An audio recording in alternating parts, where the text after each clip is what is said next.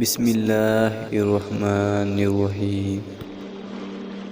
جب تم دنیا کی مفلسی سے تنگ آ جاؤ اور اس کا کوئی راستہ نہ نکلے تو صدقہ دے کر اللہ سے تجارت کرو۔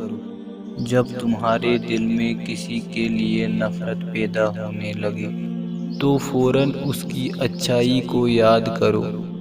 جس انسان کو غصہ زیادہ آتا ہے وہ انسان پیار بھی اتنا ہی زیادہ کرتا ہے اور اتنا ہی صاف دل رکھتا ہے۔ کسی کو چاہنا ہو تو دل سے چاہو، زبان سے نہیں، اور کسی پر غصہ کرنا ہو تو صرف زبان سے کرو، دل سے نہیں۔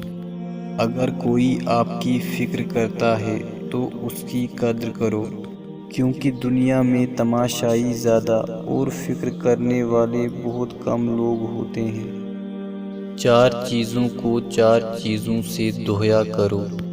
اول زبان کو ذکر سے، دوم آنکھوں کو آنسوں سے، سوم گناہوں کو استغفار سے، چارم دل کو خوف خدا سے۔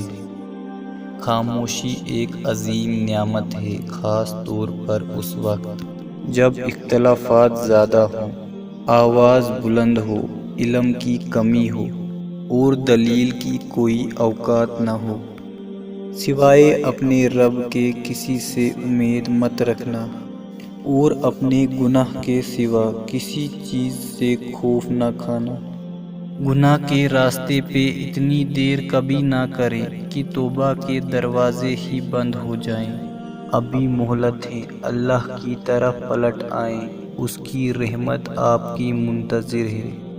ایک زمانہ ایسا بھی آئے گا کہ لوگ اپنے رب کو بھول جائیں گے، لباس بہت قیمتی پہن کر بازار میں اکڑ اکڑ کر چلیں گے اور اس بات سے بے خبر ہوں گے کہ اس بازار میں ان کا کفن بھی موجود ہے۔